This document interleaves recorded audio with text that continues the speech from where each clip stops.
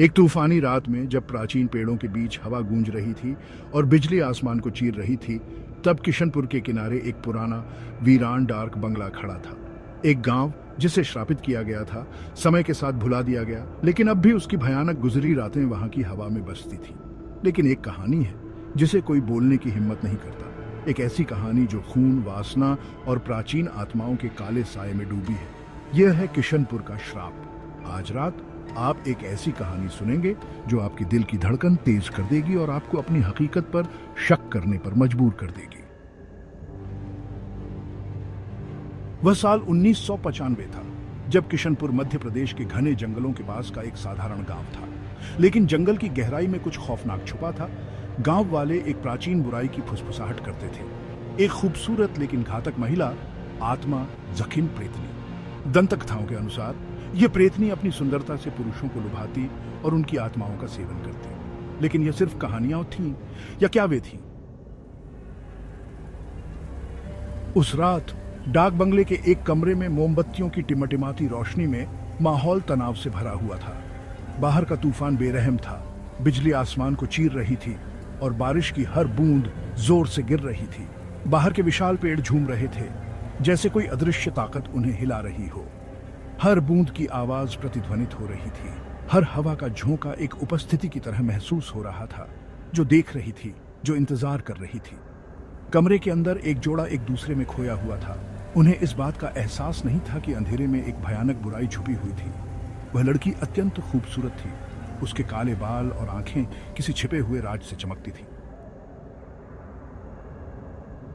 जैसे जैसे रात गहराती गई, कमरे में उनकी आहें और प्रेम की फुसफुसाहटें गूंजने लगी।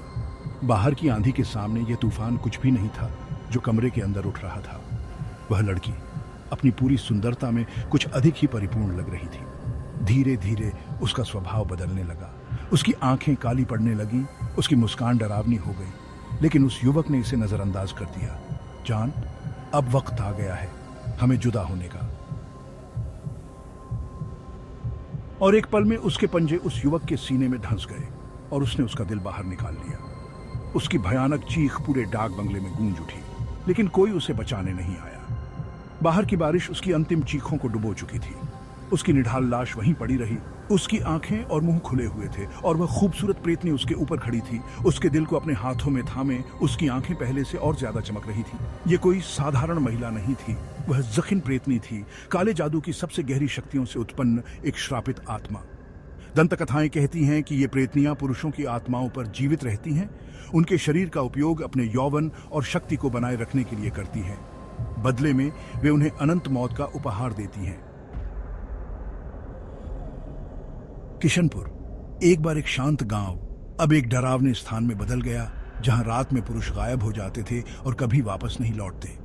कुछ कहते हैं कि उनके शरीर खून से खाली पाए गए, उनके दिल उनके सीने से निकाल दिए गए थे। लेकिन अगर मैं आपसे कहूं, ये आत्माएं आज भी जंगलों में भटकती हैं। गांव वाले तो यही मानते हैं।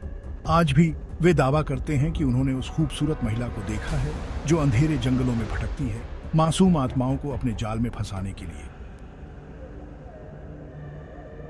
क्या आप किशनपुर जाने की हिम्मत करेंगे और देखेंगे कि ये दंत कथाएं सच हैं या नहीं? या फिर आप भी किशनपुर के श्राप का शिकार बन जाएंगे? अगर आप ऐसी और डरावनी कहानियां सुनना चाहते हैं तो चैनल को सब्सक्राइब करें और घंटी के आइकन को दबाएं।